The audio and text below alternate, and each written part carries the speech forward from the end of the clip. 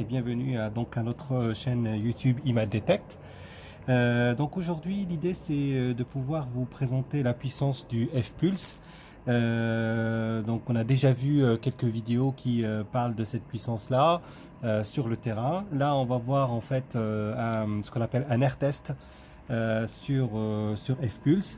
C'est-à-dire qu'il n'y a pas d'obstacle entre l'objet et le pinpointer. Ça nous permet bien entendu de voir aussi ses capacités en termes de puissance. Donc c'est très important de pouvoir acheter un pinpointer avec une capacité de puissance et lorsque vous sortez avec, vous savez qu'est-ce que vous en attendez. Donc pour ce faire, on va prendre en fait une pièce de 2 euros. Avec la pièce de 2 euros, donc on va allumer le pinpointer. Donc là il est bien en puissance 3 et donc on va le poser. Donc vous voyez là il bipe pas, donc ça veut dire qu'il n'y a rien qui va le déranger pour faire le test. Et donc là on va effectivement ramener la pièce de 2 euros et donc on va la mettre à côté ici là par exemple, et on va s'approcher du F-Pulse et là vous voyez il commence déjà à détecter la pièce de 2 euros. Voilà, donc on va prendre un crayon, on va faire un trait limité là. Et donc après on va mesurer ce trait de combien de centimètres il fait. Ensuite on constate aussi que en fait il y a une largeur sur laquelle il détecte. Donc c'est à dire que lorsque je me mets, lorsque la pièce d'euro elle est face au pinpointer, il la détecte plus facilement que si elle était de profil. Donc voilà, on va la mettre maintenant de profil. Voilà, il va la détecter ici. Voilà. Là, elle est de profil. Et là, elle est de face. Voilà. Et ensuite, le détecteur, le pinpointer, il va avoir une amplitude de détection qui va à peu près, donc là je continue ici, voilà, d'ici à peu près, voilà, il détecte d'ici jusqu'à, donc allez, on va faire plus précis ici, voilà, là il la détecte jusqu'à ici, hop, voilà.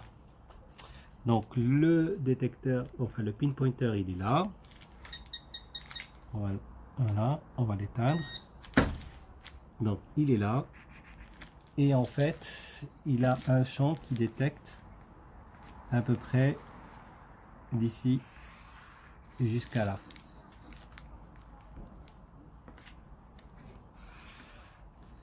Très bien, donc on va le rallumer. Donc on va mettre le pinpointer à sa place et est-ce que normalement il va le détecter, voilà, est-ce que si je me rapproche par là, voyez, il continue de détecter parce que je suis plus proche.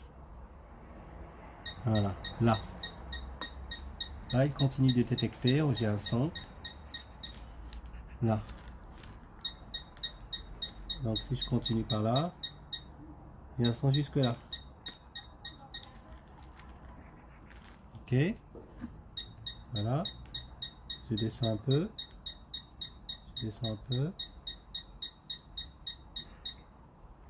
là il détecte plus. Voilà, là, de là, si je fais là, là, hop, voilà. Là je vais me rapprocher. Là il détecte encore. Il y a un son ici, détecte. Et là il détecte aussi.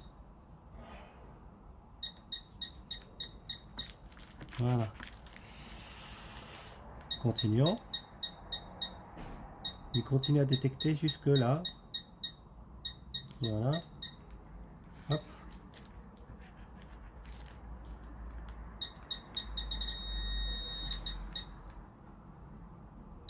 Voilà. Là. Voilà. Donc là, on a un champ de détection du pinpointer qui va de là à peu près.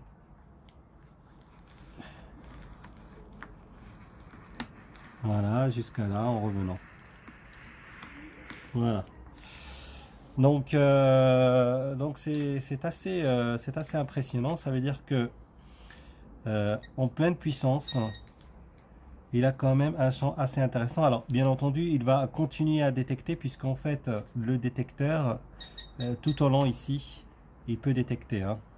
Donc là, vous voyez, il va détecter les, mais il faut se rapprocher un peu par là, comme ça.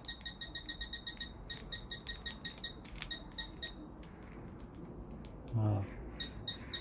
Comme ça à peu près, il va faire, il va continuer sur la fiche jusque là. Et par là, là aussi il détecte.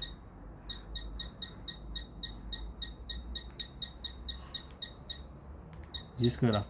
Voilà. Continue jusque là. Voilà. Le crayon n'a pas supporté. Voilà.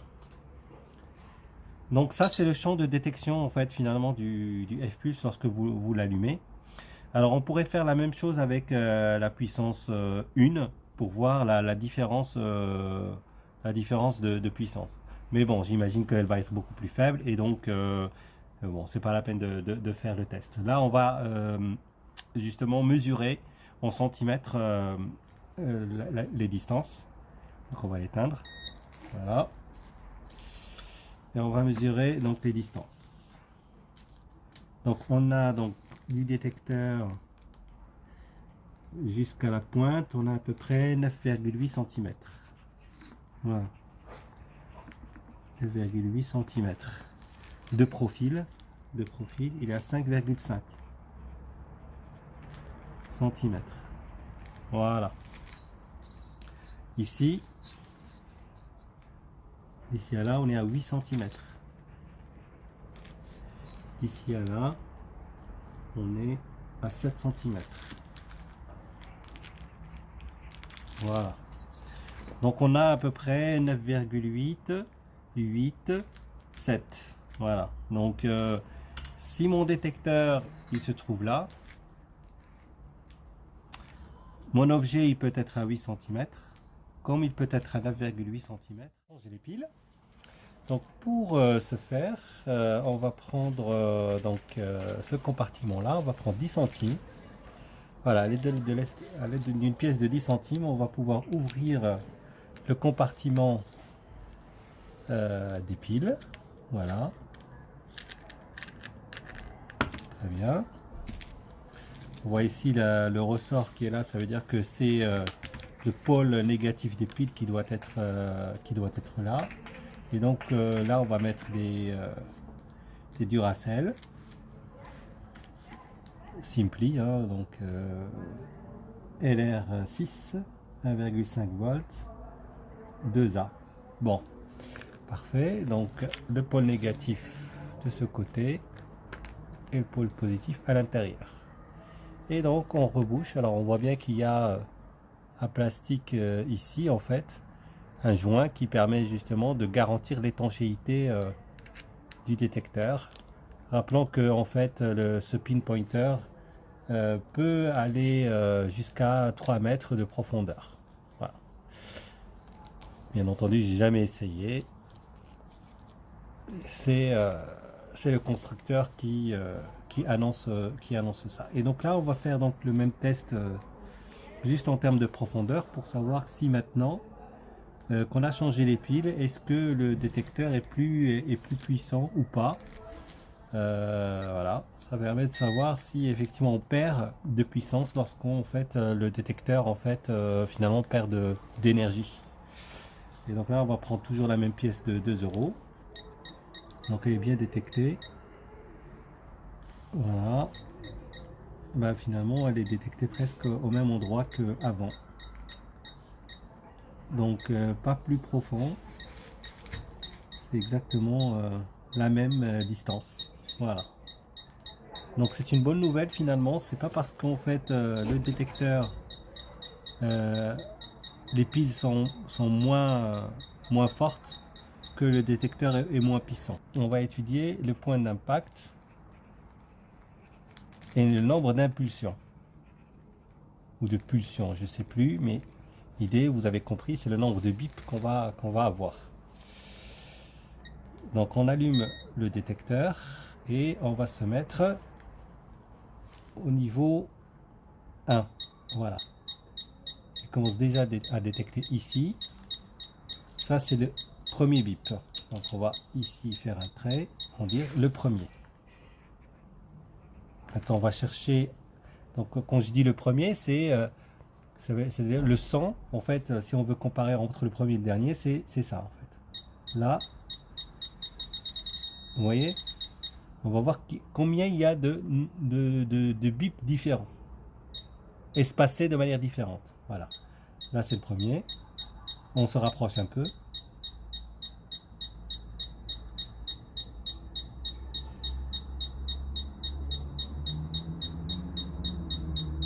Là, il commence à être plus rapide. On va dire ça, c'est le deuxième. Ok, premier. Deuxième. Ah, là, il commence à être plus rapide. Troisième. Très bien. Premier. Deuxième. Troisième. Quatrième.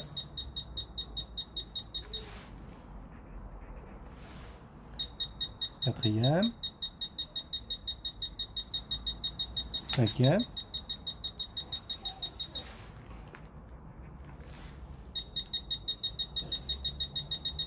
Sixième. Vous entendez, les bips deviennent de plus en plus rapidement. Hein. Sixième. Septième. On entend bien une différence entre le sixième et le septième. Premier, deuxième, troisième, quatrième, cinquième, sixième, septième,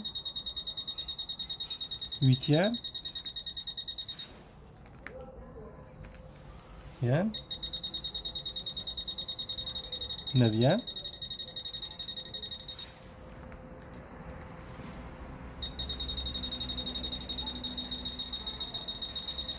Voilà, là il s'emballe. Dixième.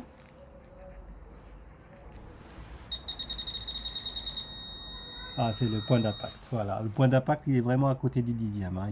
Il y a rien qui les sépare.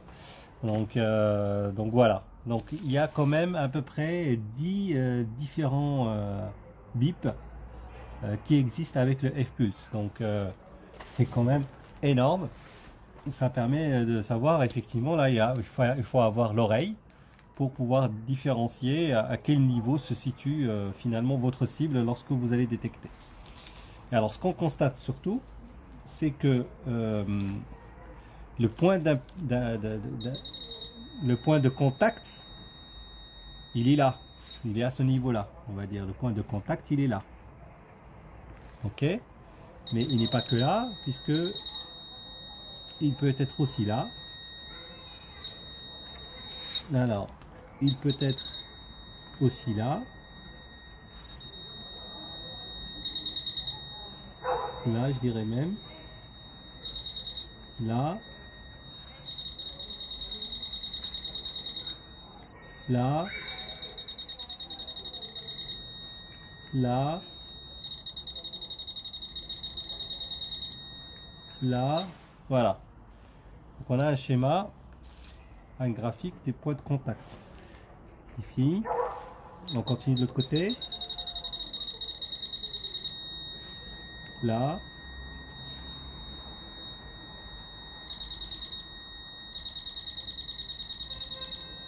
Là.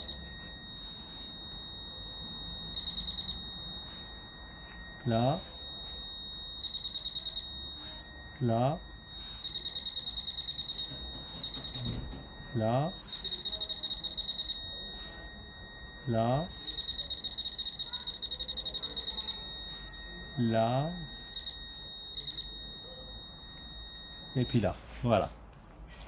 Donc ça c'est le champ de contact que nous avons avec le F-Pulse, sachant qu'il a été positionné ici. Donc c'est-à-dire qu'en fait le F-Pulse, à cette distance-là, eh bien, en fait finalement il ne sait pas où se trouve l'objet. Il peut se trouver dans toute cette surface-là. À vous de creuser au bon endroit pour savoir si l'objet il est là ou s'il est là.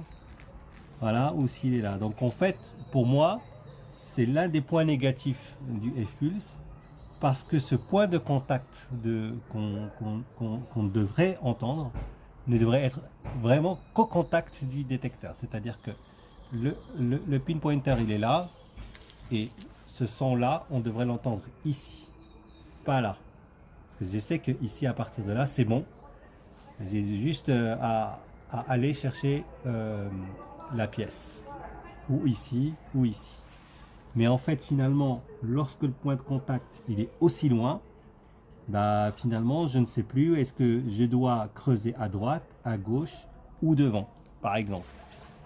Et on va voir combien de centimètres ça fait d'imprécision finalement. Ça fait 3,5. Voilà, 3,8. Ici, 3,8. Et ça peut aller jusqu'à ici. Combien j'ai? J'ai 4,1. Allez, on va dire 4. Ici, j'ai 3,6. Voilà, ainsi de suite en fait, hein. Donc dans toute cette surface là, là par exemple, ou là par exemple, là partout il peut avoir la cible. Donc ça c'est vraiment dommage parce que du coup on peut pas savoir où creuser en fait, à quel endroit il faut creuser pour trouver sa cible. Alors bon, quand il s'agit d'une pièce de monnaie telle que les 10 centimes etc, c'est pas un problème. Quand il s'agit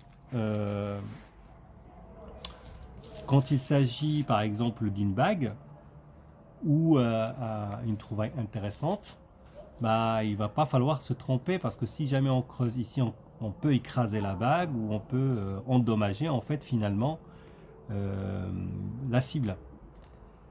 Alors que si on était au contact, eh ben, on sait qu'on n'a plus besoin de creuser, ou on sait exactement comment il faut creuser. Donc là, on ne sait pas, on va piocher par là, on va piocher à gauche, on va piocher devant. Voilà, et puis peut-être on va avoir marre de piocher et puis finalement rentrer dedans. Voilà, donc bon, il faut imaginer ça en 3D parce que finalement, puisque le pinpointer il est sensible en 360, ça veut dire que là, tout ça, en fait, c'est un volume global de champ de sensibilité. Donc là, on est sur une surface 2D, puisqu'on a la longueur et la largeur. Mais il faut imaginer aussi la hauteur, parce qu'il faut peut-être aussi creuser de l'autre côté. Voilà. Je ne sais pas si je me comprends, mais voilà, c'est exactement ça. Voilà, donc j'espère que cette vidéo vous a plu. C'est une façon de faire une réalisation de test du détecteur F-Pulse. J'espère qu'elle vous a plu. Laissez-moi un commentaire pour que l'on puisse aussi échanger sur le test. Et si vous avez besoin d'autres tests, je suis d'accord pour pouvoir les faire. À très bientôt, au revoir.